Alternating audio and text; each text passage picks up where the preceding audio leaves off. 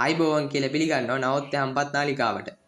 අද අපි ඔබට ගෙනෙන විවිධ සොයා ගැනීම නවීන තොරතුරු පිටසක්වල යානා පිළිබඳයි.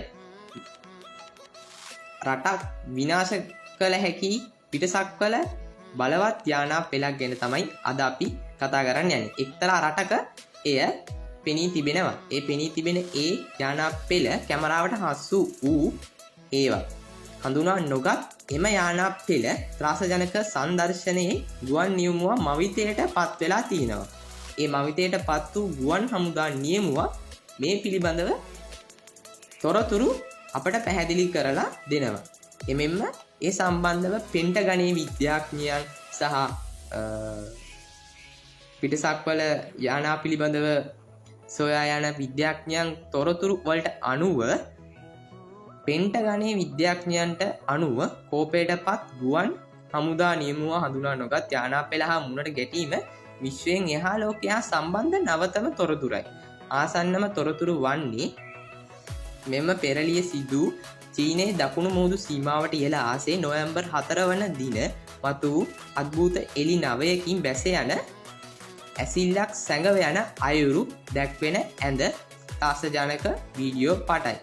මම දන්නේ නෑ ඒ මොකක්ද කියලා. හඳුනා නොගත් යානා පිළිබඳ සොයමින් අන්තර්ජාලයේ සැරිසරන්නේ නොමඟ ඉගැස්මට හේතු සපයමින් විනාඩි 53ක් දිවෙන අනන්‍යතාවයේ තොරතුරු තහවුරු නොවූ වර්ණ වීඩියෝ පටයක් තුලින් විශ්ිප්ත වූ නියමුවාගේ හඬ ඇසේ. ඒක මහා අමුතු එක පියාඹනවා.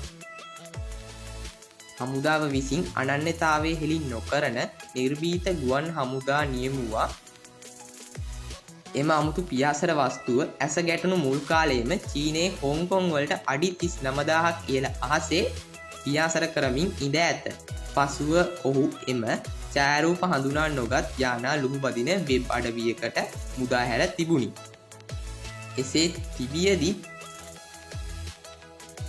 2004 සිට ලැබුණු හඳුනා නොගත් යානා දර්ශන 144ක් හා සම්බන්ධ සිද්ධීන් සහ පිටසක්වල යානාවක් සෙවීම පිළිබඳව වූ ඡායාරූපගත සාක්ෂි ගැන කිසිදු විස්තරයක් නොකර පෙන්ටගනයේ මෑතකදී සංසුද්ධ වූ වාර්තාවක් ඉදිරිපත් කොට තිබුණි. සැප්තැම්බරයේදී ආරක්ෂක ගිවිසුම්කරු ලොක්හීඩ් මාටින්ගේ අතිශය රාශිගත හෙනල්ඩන් රේඩාර් පද්ධතියට කැලිෆෝනියාවේදී තද අලු පැහැති පියාඹන පීරිසියක හැඩයේ යානාවක් හසු වී අනතුරු හැඟවීමේ සංඥා නාද වූ වීඩියෝවක්ද නිකුත්ව තිබුණි. ඇතැම්ම විචාරකයන්ගේ අදහස් වනුයේ හඳුනා නොගත් යානා යනු පිටසක්වල යානාවලට එහාගේ යම් පෙර නිමිත්තක් විය හැකි බවත් එය යම් විදේශ හස්තයක් මගින් තම දියුණු ආයුධ තාක්ෂණය පරීක්ෂා කිරීමක් වෙන්නටත් හැකි බවත් එක් දර්ශනයක් පිළිබඳ අදහසක් විමසූ විට නාසාහි පරිපාලක බිල් නෙල්සන් පැවසු එයාලා නියමුවෝ දන්නවා එයාලා දැක්කේ එයාලා යන පාර ඒක හොයාගෙන එකට රේඩාර් යවලා ඒක ලුහු බැඳලා ඒක එක තැන් ඉඳන් තව තැනකට වේගයෙන් චලනය වෙලා මට හිතෙන හැටියට එතන පැහැදිලි යමක් තියෙනවා. ඒක මුකුත් පිටසක්වල දෙයක් නොවන්නත් පුළුවන්. ඒත් එක හතුරු අපේ හතුරන්ට අදාළ මොකක් හරි තාක්ෂණික දෙයක් නම් අපිට කල්පනාවෙන් ඉන්න වෙනවා.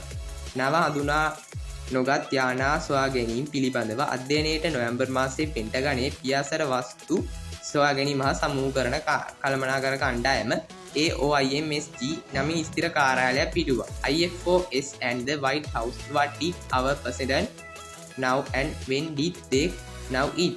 සමකුරුතු විලියම් බ්‍රයන්ස් විශ්වාස කරනු ඒ පෙන්ටගනයේ යම් විශාල හෙළිදරව්වකට උරුමානං අල්ලන බවයි. මුලින්ම පොළොවට පතිත වුණු පියාසර යානා 1947 දී නව මෙක්සිකෝවේ රොස්වේලස් හි ඒරියා 51ට ගෙන ගිය අවස්ථාවේ ඉඳන්ම අපි හෙමින් යම් හෙළිදරව්වකට අවතීර්ණය වෙමින් හිටියා. ඔහු පැවසීය රජය දශක කිහිපයක සිට විශ්වයට එහා අය සමගින් පූර්ණ තොරතුරු හුවමාරුවක හිටියා. ඔවුන් හෙමින් කොටස් වශයෙන් තොරතුරු හෙළිකිරීමට උත්සක වනුයේ මිනිස්සුන්ට යම් ක්ෂණික කම්පනයකට යටත් නොවි සියල්ල ග්‍රහණය කර ගැනීමට හැකි වන ලෙසයි. ඔහු පැවසීය.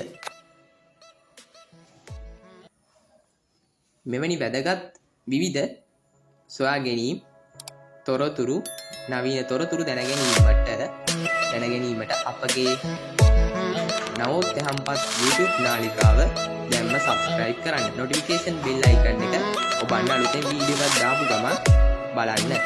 ඒ වගේම වීඩියෝ එක හොඳයි කියලා කියනවා නම් like කරන්න, share කරන්න, තව අයට දැනගන්න. Facebook ඉන්නවා පිටවත් සමාජ මාධ්‍ය දාලකට. ඒ සමාජ මාධ්‍යයේ අපි මෙවැනිම විවිධ තොරතුරු සහිත වීඩියෝ රැගෙන එනවා. ඒ Facebook හරහා Facebook නවෝත් යහම්පත් follow කරන්න, like කරන්න, share කරන්න.